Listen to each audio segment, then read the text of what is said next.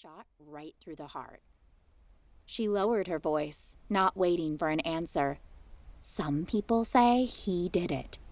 He does have his own gun.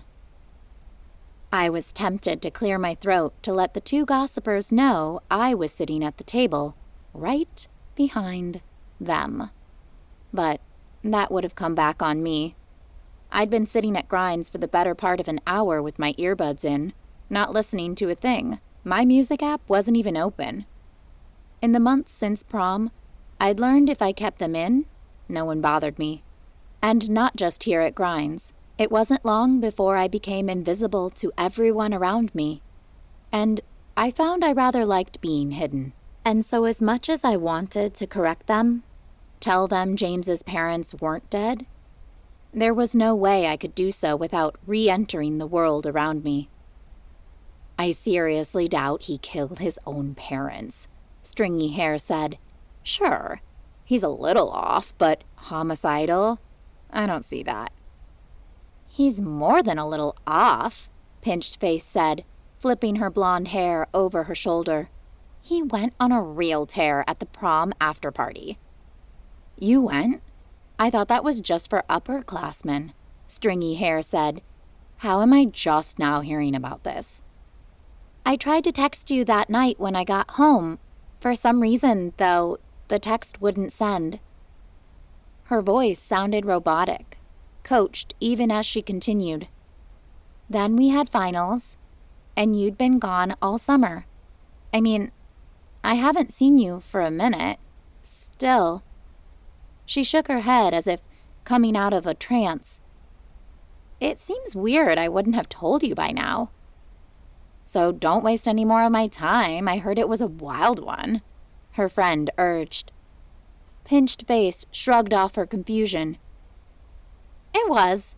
The police came and everything. They yanked kids out of every room of the house. I was in the first group to get pulled outside.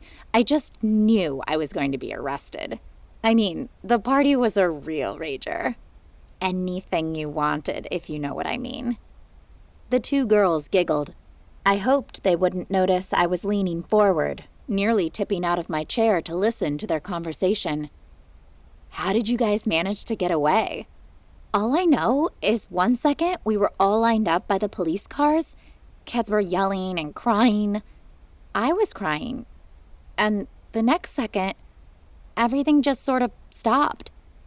It was creepy. Like a fog rolled in and washed away all the chaos. What do you mean? That's the thing, Pinched Face said. I don't remember.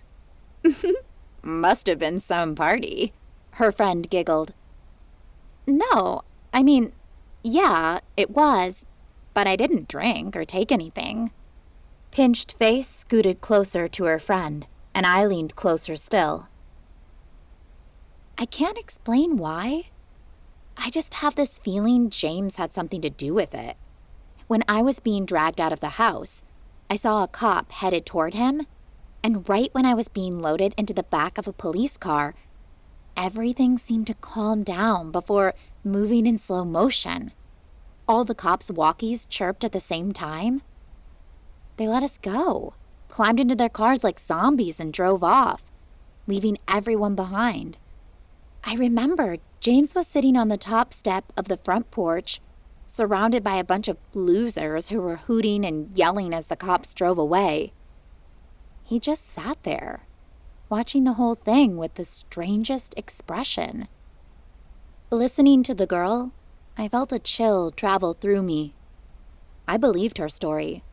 What's more, I believed James was responsible for how the events of that night unfolded. Do you think he said something or did something to the cop? Stringy Hair asked. Maybe. But what could he have said or done that would have mattered? He's just a kid. Look, I don't know how it happened, but I bet you, whatever it was, James did it. Pinched Face said. That guy's just plain weird. And now he's hanging with the losers at school? It's like I said, she's better off without him. But was I better off? As bad as things were, I held on to a sliver of hope so sharp it sometimes seemed...